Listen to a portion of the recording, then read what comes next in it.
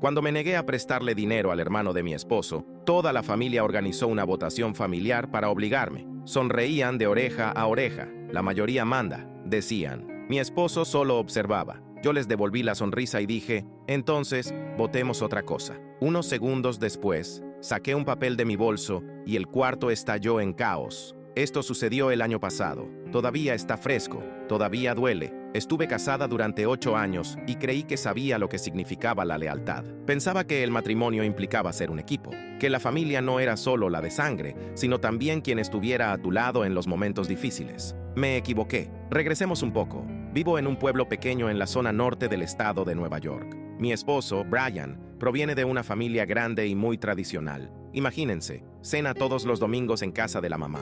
Muchas expectativas, muchas opiniones, muchas reglas no dichas. Yo no crecí así, pero le eché ganas. Asistía a las reuniones, sonreía, llevaba algún platillo, me portaba bien. Aún así, su familia nunca me aceptó del todo. Eran amables, pero siempre notaba ese algo que me dejaba fuera, como si existiera un chiste interno al que nunca me invitarían.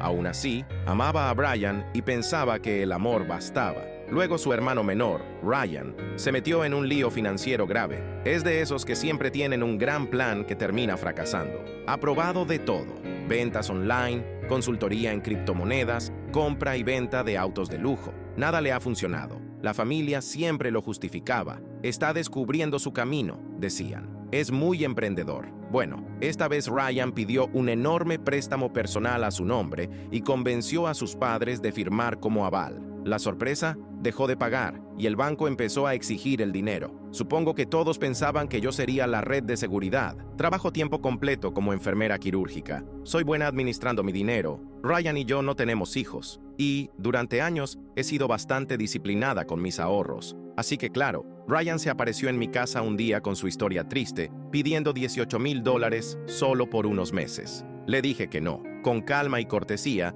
le expliqué que nuestro dinero estaba comprometido en reparaciones de la casa y que no me sentía cómoda prestándole esa suma, considerando su historial. No discutió, simplemente asintió con la cabeza, dijo que entendía y se fue. Incluso llegué a sentirme mal por él, hasta que, 3 días después, recibí la invitación a una reunión familiar. Fue en casa de los papás de Brian. Cuando llegué estaban todos los hermanos, sus cónyuges, los padres, pero Ryan no había llegado todavía. Se sentían extrañamente amables, con sonrisitas que daban escalofríos. Entonces empezó todo. El papá de Brian dijo que la familia había estado conversando, que estaban preocupados por Ryan. Sabían que yo tenía el dinero y decidieron que, como el asunto afectaba a todos, lo manejarían democráticamente. Y ahí fue cuando soltaron la bomba. Vamos a hacer una votación familiar. Votación de la familia. Como si yo fuera el objetivo hostil de una adquisición corporativa. Miré a Brian, esperando que lo detuviera. No lo hizo. Solo se veía cansado, o tal vez asustado. Difícil saberlo. Pregunté,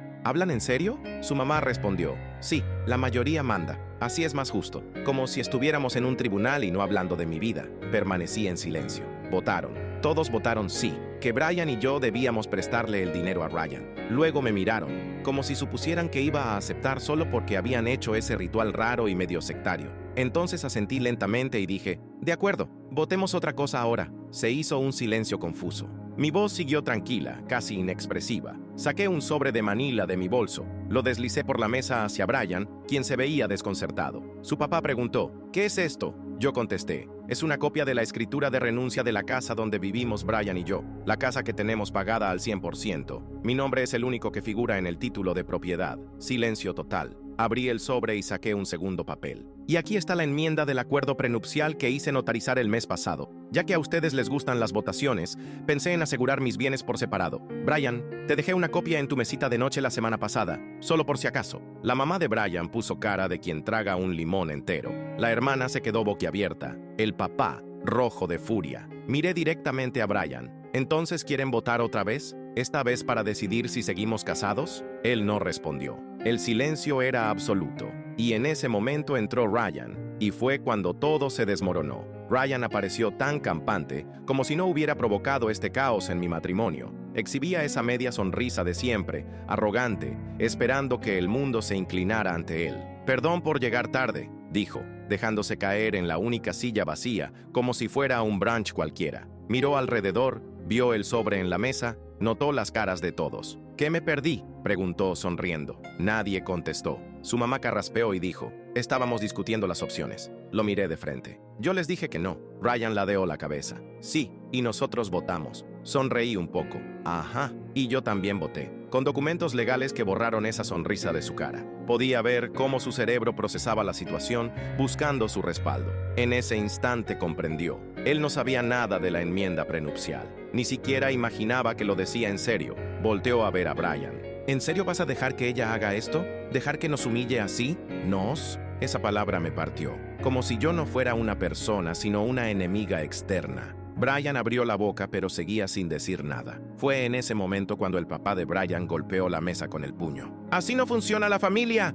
gritó. «No se traen abogados a un asunto familiar. No se marcan líneas en la arena de esta manera. No somos extraños». Me incliné hacia adelante. «Ustedes convirtieron esto en una transacción comercial cuando votaron como si fuera una junta de consejo. Me trataron como a un cajero automático. Yo solo respondí de la misma forma». La cara del padre de Brian se puso morada de furia, y fue entonces que vino la segunda sorpresa. Morgan, la hermana de Brian, casi siempre callada y reservada, habló. ¿Saben qué? Estoy cansada de fingir. Todos se volvieron hacia ella. Continuó. Yo le presté dinero a Ryan el año pasado, $10,000. Nunca los recuperé. No le dije a nadie porque no quería problemas, pero verlos acorralarla a ella así, ya no puedo seguir callada. El silencio se volvió ensordecedor. Ryan parpadeó. ¿De qué estás hablando? Morgan soltó una risa amarga. Me prometiste que me lo devolverías en 6 meses. Dijiste que estabas revendiendo un Tesla y que necesitabas efectivo rápido. Después de transferirte el dinero, desapareciste. Brian miró a su madre. Ella miente, pero algo cambió en el ambiente como si se hubiera disipado la niebla. Fue entonces que Jason, el hermano más joven de Brian, intervino con voz suave. Yo creía que era el único. Le di $5,000 con mi tarjeta de crédito. Me dijo que los necesitaba para un curso. Eso fue hace 2 años. De pronto, fue como si se rompiera una represa. Uno tras otro, empezaron a salir historias. Un primo, un tío, incluso la mamá de Brian puso cara de consternación, dándose cuenta de lo que había pasado. Resultó que Ryan llevaba años exprimiendo a todos, de a poco, siempre con promesas y mentiras. Yo simplemente me quedé sentada, en silencio, contemplando cómo todo se desmoronaba. Ryan intentó alzar la voz por encima de los demás. Esto es, ustedes solo quieren dejarme mal. Me recosté en mi asiento. ¿De verdad necesitabas ayuda para eso? Él se volteó hacia Brian, ya desesperado. «Di algo, por favor». Brian finalmente me miró y lo único que dijo fue, «¿Cuándo cambiaste el acuerdo prenupcial? Ahí estuvo. Ni un lo siento, ni un vamos a hablar en casa, ni siquiera un tenías razón, solo eso». Lo miré en silencio por un buen rato. Sentí un nudo en la garganta. No era tristeza, era puro cansancio. «Hace unas 6 semanas», contesté, justo después de la última gran oportunidad de Ryan. Su madre lloraba ya. Su padre se dejó caer en la silla, como si toda la pelea lo hubiera dejado sin fuerzas. Ryan salió furioso del cuarto y nadie lo siguió. Tomé mi bolso. Brian se levantó como pensando que iba a acompañarme. Le levanté la mano en señal de alto. No, y me fui. Pero la historia no terminó ahí. Esa misma noche recibí un mensaje de Morgan. Quería hablar conmigo, y lo que me contó cambió todo. Yo creía saber cómo era la familia de Brian y mi propio matrimonio. Si quieren la tercera parte, avísenme. De verdad se pone más oscuro. Esa noche no pude dormir. Me quedé en la cama, con los ojos abiertos, mirando el techo, intentando sentir algo. Enojo, tristeza, claridad, nada. Solo un silencio que retumbaba en mis oídos. Como a las 2 de la mañana al fin abrí el mensaje de Morgan. Solo decía, ¿podemos hablar? Sé cosas que no mencioné antes. Creo que mereces saberlo. Nos reunimos al día siguiente en una pequeña cafetería del pueblo, un lugar neutral. Llegó tensa, pero con una calma extraña reflejada en la mirada. No perdió tiempo. No sé cómo decir esto sin empeorar las cosas, empezó. Pero he estado esperando que alguien por fin se dé cuenta de lo que en realidad es Ryan. Y tal vez, también Brian. Esa última parte me golpeó. Le pregunté qué quería decir. Ella respiró hondo. Ryan ha sido un parásito por años, pero Brian no es un simple espectador. No entendía a qué se refería. Entonces dijo algo que me revolvió el estómago. ¿Te acuerdas de lo de las criptomonedas que hizo Ryan el año pasado? Eso que explotó y lo dejó en la quiebra. Asentí. Pues Brian estuvo metido en eso también. Lo hicieron juntos. Ahí es donde se originó la mayor parte de la deuda de Ryan. Me quedé mirándola, sin palabras. Ella sacó su teléfono y me mostró capturas de pantalla, mensajes, correos, incluso rastros de pagos. Brian no solo sabía de los desastres de Ryan, participaba, cubría huecos e incluso hacía transferencias entre sus cuentas y las de Ryan. Sentí que el mundo se inclinaba, como si estuviera fuera de mi cuerpo. Me pidió que no dijera nada, susurró Morgan, que solo empeoraría las cosas, y prometió solucionarlo todo. Yo le creí, pero ahora veo que solo se protegía a sí mismo. Él usó nuestros ahorros, dije en un hilo de voz. Morgan me miró, no respondió, no hacía falta. De pronto recordé algo. 3 meses atrás, vi un retiro grande de una de nuestras cuentas. Brian me dijo que era para reparaciones urgentes de la casa. Hasta me mostró una factura falsa, y yo le creí.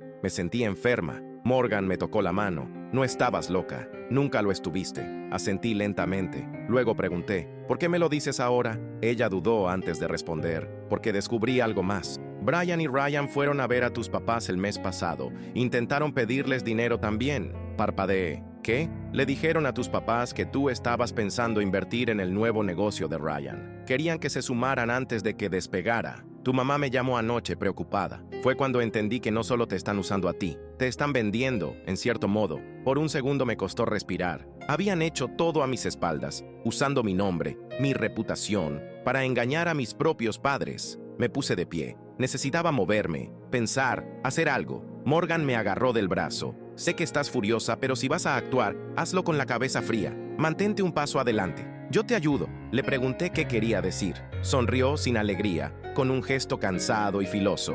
Llevo años recopilando pruebas, registros bancarios, mensajes, correos, capturas de pantalla. Si quieres romper con todo esto, vas a necesitar sustento. En ese momento, el entumecimiento se rompió. Algo en mí encajó de golpe. No iba a permitir que me usaran más. Ni Brian, ni Ryan, ni nadie. Le miré a Morgan a los ojos. Envíame todo, le pedí, y así lo hizo. Al cabo de una semana, tenía suficiente evidencia para hundirlos financiera, emocional y hasta legalmente si así lo deseaba. Pero no terminé allí, porque mientras más investigaba, más salía a la luz. Resultó que Brian guardaba otro secreto, uno que no tenía nada que ver con el dinero, pero que explicaba por qué nunca me defendía y por qué Ryan siempre lo tenía atrapado. Pasó una semana. Cada día descubría algo nuevo. Otra transferencia, otra mentira, otro hilo de la telaraña que Brian y Ryan habían tejido. Tenía la carpeta de Morgan, mis propios registros bancarios y hasta revisé mi crédito personal. Brian había solicitado 2 tarjetas a mi nombre.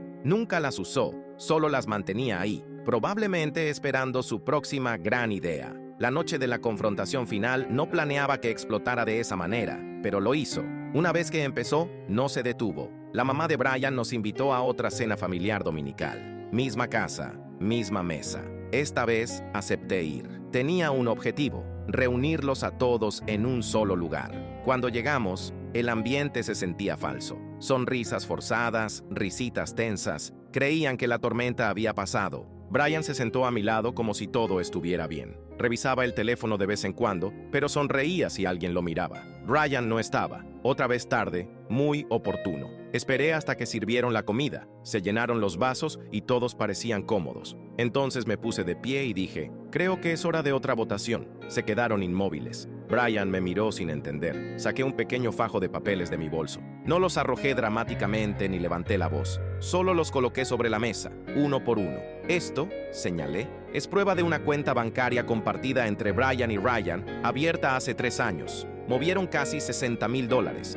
en su mayoría de nuestras cuentas, y parte de préstamos. La mamá de Brian abrió la boca. Levanté la mano para que se detuviera. Esto, dije tocando otra hoja, es una factura falsa. Brian me la mostró hace 3 meses, diciendo que era de un contratista para el techo. Esa compañía ni existe. Silencio total. Y esto, alcé la última página, es un correo enviado a mis papás usando mi nombre, prometiéndoles participación en la falsa startup de Ryan. Miré a Brian. Te sentiste muy cómodo haciéndolo, ¿verdad? El rostro de él se quedó blanco. Nadie habló, así que seguí. Pensé que Ryan era el único estafador, pero tú, giré hacia Brian. Tú solo eres mejor encubriéndolo. Sabías que nunca aceptaría, así que me diste la vuelta. Me usaste. Eso no puede ser cierto, susurró su madre. Desde la otra punta de la mesa, Morgan intervino. Sí lo es. Mostró la pantalla de su teléfono. Tengo copias de los mensajes también. Brian me pidió que lo encubriera cuando sacó el dinero. Me dijo que lo arreglaría antes de que ella se diera cuenta. Brian por fin se levantó, furioso.